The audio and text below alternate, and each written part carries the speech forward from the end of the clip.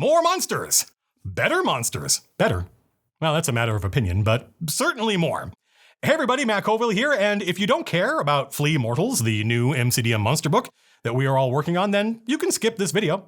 I mean, it is basically an ad for our book, right? But gosh, there's a lot of cool stuff in here. If you hear anything you like, you can pre-order Flea Mortals, link in the doobly-doo. Let's go. First, the monsters, and there's a lot of them. In fact, there are more monsters in this packet than the previous two put together. Wait, what's that?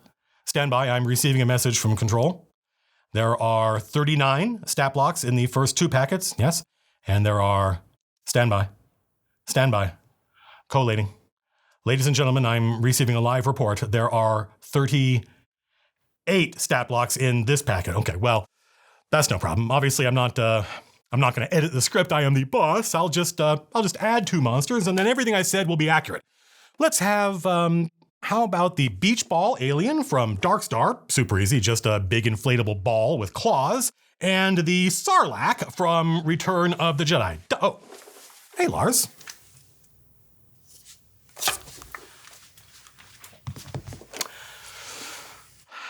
$38 new monsters and retainers and companions and a new scenario and some new ambient music for your game, especially themed for the environment in here. What monster is the about? Well, that's not English, but good question. First, the worst, literally the worst monsters in this or any book or anywhere, humans. That's right. Humans are the first faction in this packet. You get 10 stat blocks, enemy humans for lots of different scenarios. You can mix and match them to create an infinite variety of encounters. Death cultists, scoundrels, raiders, knaves, a storm mage. You get a minion, the Watchman, so your players can fight a lot of enemy humans as they try to escape the clutches of the evil Baron. I don't think you're going to get elves or dwarves as monsters in this book. We'd like to do that, it makes sense. But we can't fit every good idea we have in here, and humans are pretty useful as an enemy. Lots of official adventures have human enemies, and our rules just make them more fun to run and fight. All humans get the exploit weakness ability that grants them advantage on an attack roll 3 times per day, which basically means 3 times per encounter. But you never know. A human enemy could run away and live to fight literally another day. Now that is a very useful ability to have in combat. Advantage on 3 attack rolls. But before you say, oh my God, try it out. Use them in your game. Let us know how it goes. You folks are the last testers, after all. We have already tested this extensively and it works super well. We want humans to be nasty. We want everyone, including your players, to go, oh yeah, okay, I see why humans are so successful as a species in this crazy fantasy world. They are super good at fighting. And we think this does that. Now, humans aren't the only faction in this packet. You also get the MCDM Lizard Folk. 4 new Lizard Folk stat blocks, plus a Lizard Folk retainer, an ally you can recruit. All the rules for retainers and companions are in here.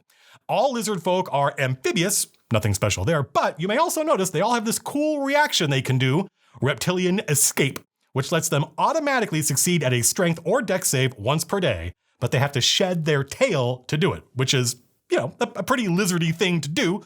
Fun for the GM to describe. You get the MCDM Basilisk, which I predict you will like. It is basically just a more interesting version of the normal Basilisk, more cool poison stuff, but it also has a literal rule in its stat block about how to harvest its organs to create a salve that cures petrification. Very useful.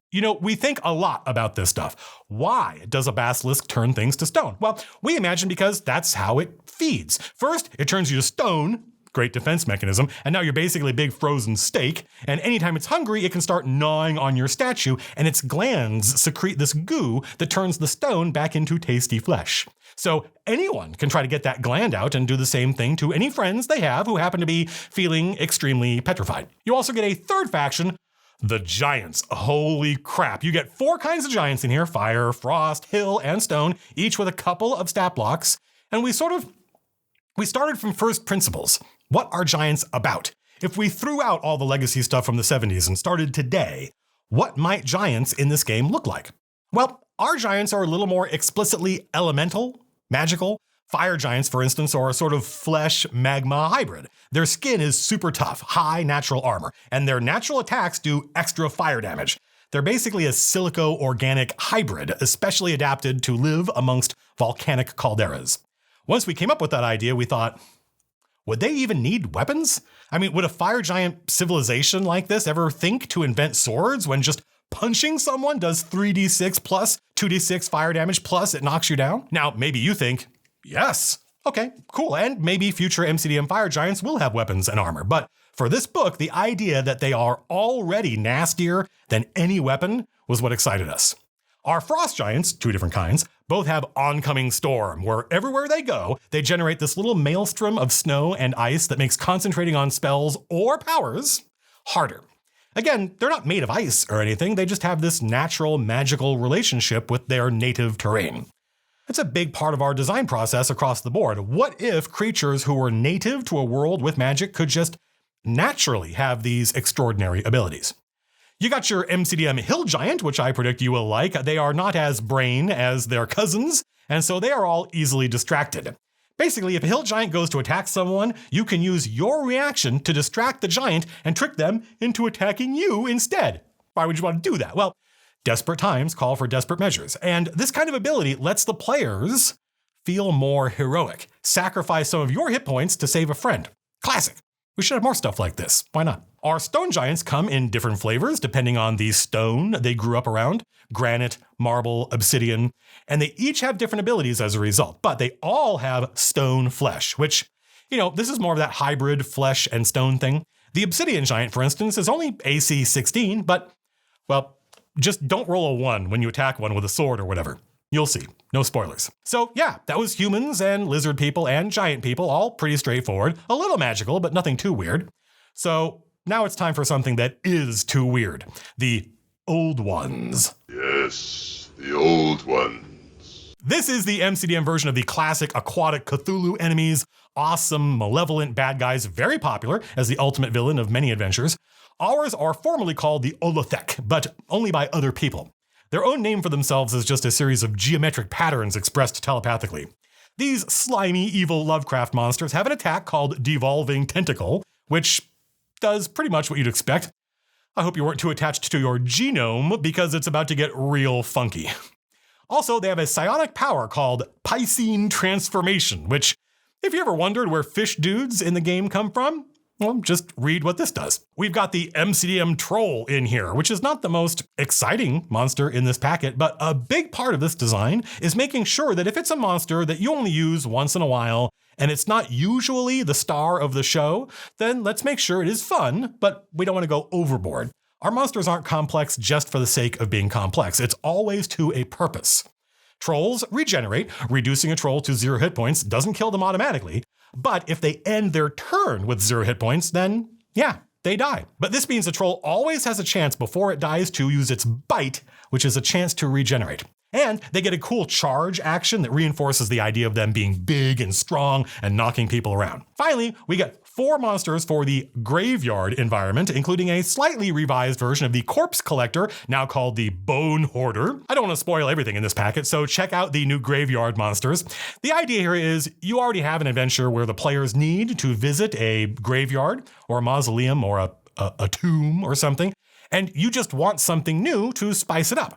These aren't new intelligent species or boss monsters, just more fun variety to reinforce the idea that the graveyard is a spooky place with unique monsters of its own.